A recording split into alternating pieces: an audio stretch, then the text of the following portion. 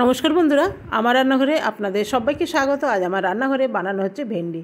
ভেন্ডিগুলো সাইজে খুব ছোট ছোট, সেই জন্য আমি গোটা গোটাই রেখেছি। উপরে খালি মাথাটা আর ল্যাজটা কেটে দিয়েছি। আর এটা কাটলে ছোট হয়ে যাবে, আর রাখলে মিডিয়াম সাইজের আছে এটা। তো সেই জন্য এটা আর কাটলাম না। তো চলুন, আমি নিয়ে নিয়েছি এখানে বাটির মধ্যে বেসনের মধ্যে নিয়ে নেব নুন আর দিয়ে দেবো হলুদ। এখানে 3 চামচের মতন বেসন আছে। এই চামচটারই 3 চামচ বেসন আছে। এখানে ভালো করে নুন আর হলুদটা মিলিয়ে নিলাম। এরপরে জল দিয়ে আমি একটা ঘোল বানিয়ে নেব। খুব পাতলা ঘোল বানাবো না, যেরকম বড়া টড়া বানায় না ঠিক সেই রকমই বানাবো। এটা ভীষণ ভালো হয় ভেন্ডির তরকারির সাথে। যারা আলু খাওয়া পছন্দ করেন না তারা এই রকম দিয়ে বানাতে পারবেন।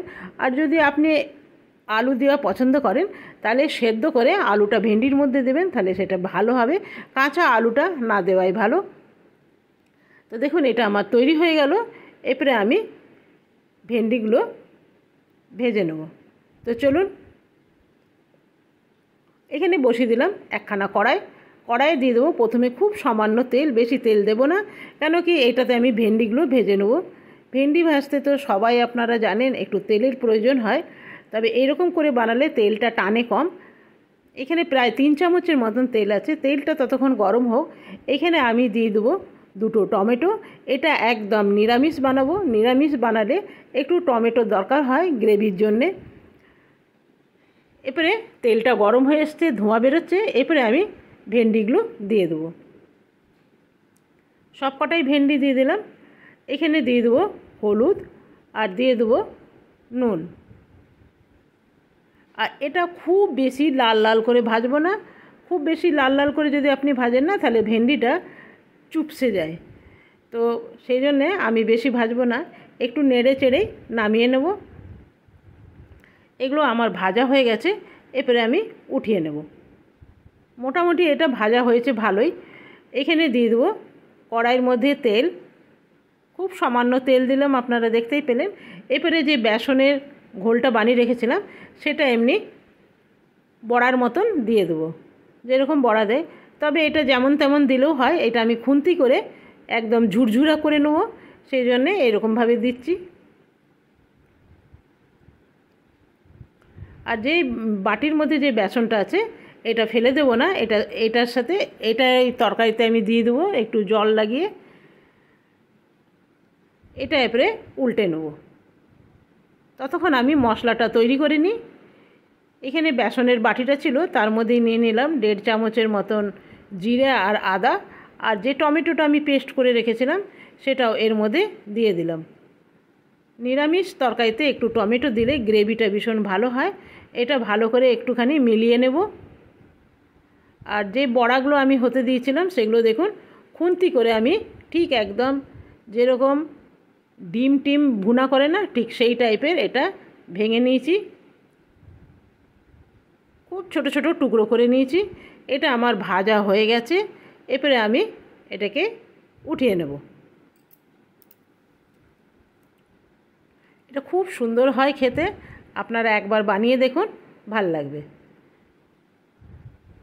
আর সেম কড়াইতে আমি আর অল্প তেল দেবো, ব্যাস, আর দেব না। এখানে দিয়ে দেবো একটু রাঁধুনি। আপনারা রাঁধুনি দিয়ে দেখবেন অসাধারণ লাগে। এরপরে যে মশলাটা ছিল সেই মশলাটা আমি দিয়ে দিলাম। এর মধ্যে আমি কিছু দিয়ে দেবো হলুদ, দিয়ে দেবো একটু নুন, দিয়ে দেবো কাশ্মীরি রেড চিলি, দিয়ে ভালো করে আমি একটু কষিয়ে নেব মশলাটা। এইখানে যে বেসনের বড়াগুলো ছিল সেগুলো এর মধ্যে দিয়ে দিলাম। মশলাটা ভাজা হয়ে এসছে। এরপরে আমি ভেন্ডিগুলো দিয়ে দেবো। এটা ভাত বা রুটি দুটোর সাথেই খুব ভালো লাগে। ভালো করে ভেন্ডির সাথে মশলাটা আরেকবার খুব ভালো করে কষিয়ে নেব। আর এখানে খুব বেশি জলের প্রয়োজন হয় না, খুব সামান্য জল দিলাম। আমি এখানে 1/2 কাপের মতন জল দিয়েছি, কেন ভেন্ডিটা অলরেডি ভাজা আছে। একটুখানি জল দিলাম, ওই জন্যে ভেন্ডিটা যতটুকু দরকার ততটুকু সেদ্ধ হয়ে যাবে এখানে। তো দেখুন এটা আমার একদম রেডি হয়ে গেছে। আর একটু জলটা শুকিয়ে আসলেই আমার হয়ে যাবে। তো দেখুন জলটা অনেকটা শুকিয়ে এসছে, একদম ড্রাই ড্রাই হয়ে গেছে। এর চেয়ে বেশি আর আমি শুকাবো না, একদম ঝুরঝুরে হয়ে গেছে। এই রকমই তরকারিটা হবে।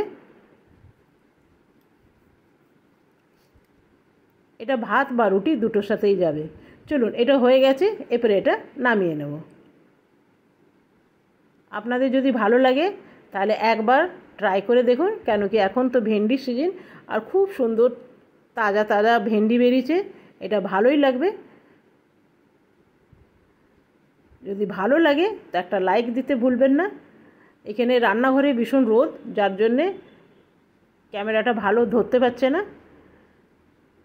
আজকের মতন আমি এখানেই শেষ করলাম। কালকে আসবো আবার নতুন ভিডিও নিয়ে। আপনারা সকলে ভালো থাকবেন, সুস্থ থাকবেন। ধন্যবাদ।